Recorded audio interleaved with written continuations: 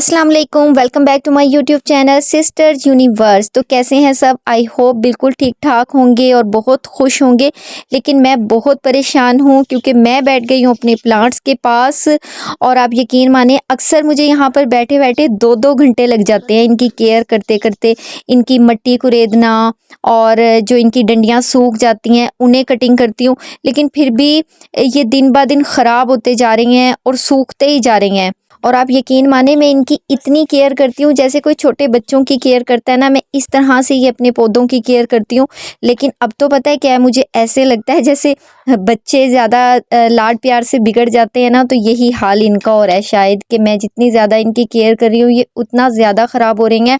इनकी वजह से मैं बहुत परेशान हूँ और यकीन माने मेरा वीडियो बनाने का भी मकसद यही है कि शायद कोई मुझे अच्छी इंस्ट्रक्शन मिल जाए, कोई अच्छी गाइडलाइन मिल जाए। क्योंकि मैंने जो यूट्यूब से सर्च किया तो उससे मैंने यही सीखा कि पौधों को ज़्यादा देर धूप में ना रहने दें। तो मैंने इनको ऐसी ही जगह पर रखा जहाँ पर इस जगह पर धूप भी बहुत कम टाइम के लिए आती है। उसके अलावा ये था कि आप पुरानी जो सूखी डंडियाँ होती हैं इन्हें कटिंग कर दें और पानी की टाइमिंग वगैरह। लेकिन इससे ज़्यादा मुझे कुछ भी समझ नहीं आया क्योंकि मैंने फ़र्स्ट टाइम ये प्लांट्स वगैरह रखे हैं, मुझे इनका एक्सपीरियंस भी नहीं है।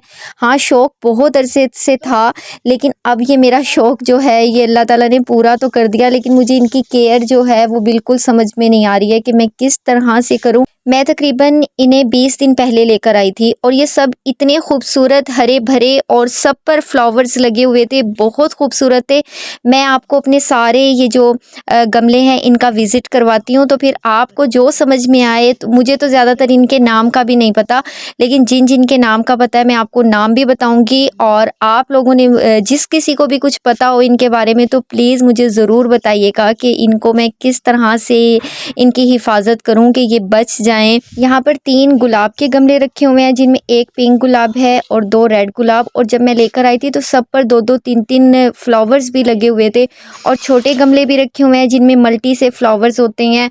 और कुछ गमले मैंने इस तरफ रखे हैं, ये देखें, ये एक बड़ा पौधा है, इसका नाम है मोर पंख। और ये इतना हरा भरा खिला हुआ था, लेकिन अब ये सूख कर येलो होकर बस पत्ते इसके सारे सूख सूख कर गिरने लग रहे हैं और ये ख़त्म हो चुका है।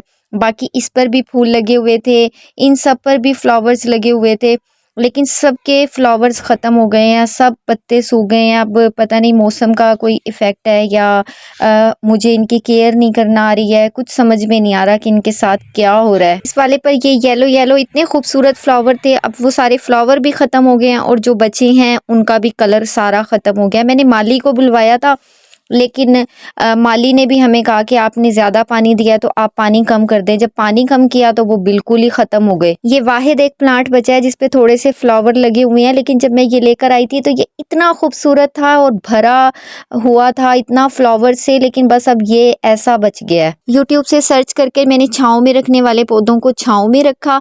ये जो बड़े वाला आपको एक साइड पे गमला नज़र आ रहा है, यहाँ पे धूप नहीं आती है, इस पौधे का नाम है टी प्लांट, तो मैंने इसको भी छाँव में रखा।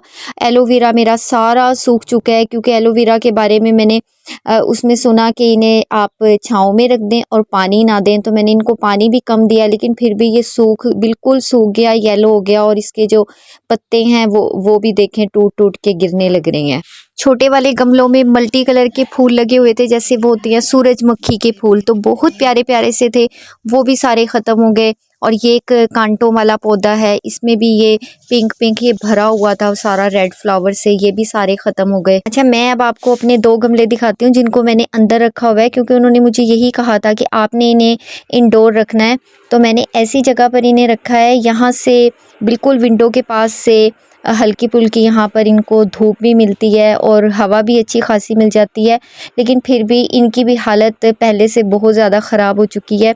ये जो छोटे वाला गमला है इसका नाम है अम्ब्रेला प्लांट, और बड़े वाले का तो खैर मुझे नहीं पता, लेकिन बड़े वाला भी जब मैं लाई थी तो बहुत खूबसूरत था, इसके ग्रीन ग्रीन पत्ते थे, लेकिन अब इसके पत्ते भी सूख गए हैं और यानी कि पत्तों की जो रौनक है वो ख़त्म हो गई है। छोटे वाला कुछ कदरे हालत में बेहतर है, लेकिन पहले बहुत प्यारा था। अच्छा जी, मैंने पौधों की कर ली हैं काफ़ी बातें, अब करते हैं कुछ आपकी बातें। इंस्टाग्राम पर मुझे काफ़ी डीएम्स मिलते हैं जिनमें लोग पूछते हैं हैं कि आपकी वीडियोस के व्यूज़ ज़्यादा नहीं हैं, हालांकि आपके सब्सक्राइबर्स काफ़ी हैं, तो व्यूज़ ना आने की क्या वजह है?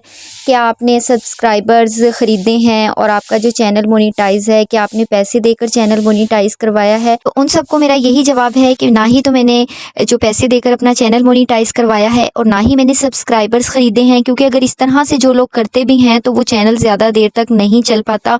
और जो व्यूज़ आने की जो ना आने की वजह है वो ये है, दो वजूहात हैं इसकी। एक तो ये कि पहले जो मेरा चैनल था वो इस्लामिक वीडियोस का था, तो जो मुझे सब्सक्राइबर्स मिले हैं, मुझे इस्लामिक कंटेंट के ज़रिए सब्सक्राइबर्स मिले हैं।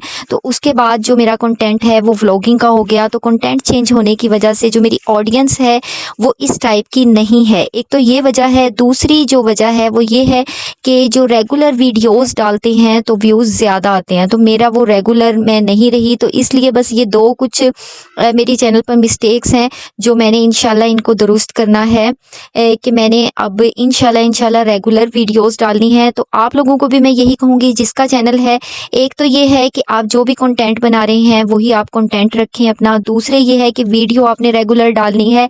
तीसरे ये है कि कभी भी आपने सब्सक्राइबर्स नहीं ख़रीदने, 2 नंबर तरीके से यूट्यूब पर नहीं आना, पैसे देकर चैनल मोनेटाइज़ नहीं करवाना, क्योंकि ये चीज़ें अगर हम लोग कुछ शॉर्टकट रास्ते से आते भी हैं तो वो ज़्यादा अरसे नहीं चल पाता, तो इस तरीके से हमें व्यूज़ कभी भी नहीं मिलेंगे। हाँ, मेरे चैनल पर जो कुछ भी है वो ऑथेंटिक है, बिल्कुल ऑर्गेनिक तरीके से है, लेकिन इंशाल्लाह आप जैसे दोस्त बहन भाई साथ होंगे तो इंशाल्लाह व्यूज़ भी आहिस्ता आहिस्ता आने लग जाएंगे और कामयाबी भी मिलेगी। और यहाँ पर मैं वीडियो बनाते बनाते फ़ातिमा के इतने करीब आ गई थी, लेकिन ये अपने सवालों में इतनी मगन है, और हालांकि अभी इसी वक्त इसकी आपी इसको समझा कर भी गई थी, लेकिन जो इसकी हालत है, इसकी परेशानी बता रही है कि इसको समझ में नहीं आया कुछ भी। इसे तो कोई होश है नहीं कि कैमरा मेरे इतने करीब आ चुका है, लेकिन आप आए होश पर। आप में से जो कोई भी यूट्यूब पर आना चाहता है, अपने घर को सपोर्ट करना चाहते हैं, तो फिर वीडियोस बनाएं और 2 नंबर तरीके से बिल्कुल ना आए। हाँ, शुरू में वीडियोस ऐसी ही बनेंगी जैसी मेरी बनती है, लेकिन एक दिन मेहनत करेंगे तो कामयाबी भी हासिल होगी और बेहतरी भी आ जाएगी। दुआओं में याद रखें, अपना ख्याल रखें। अल्लाह हाफिज़।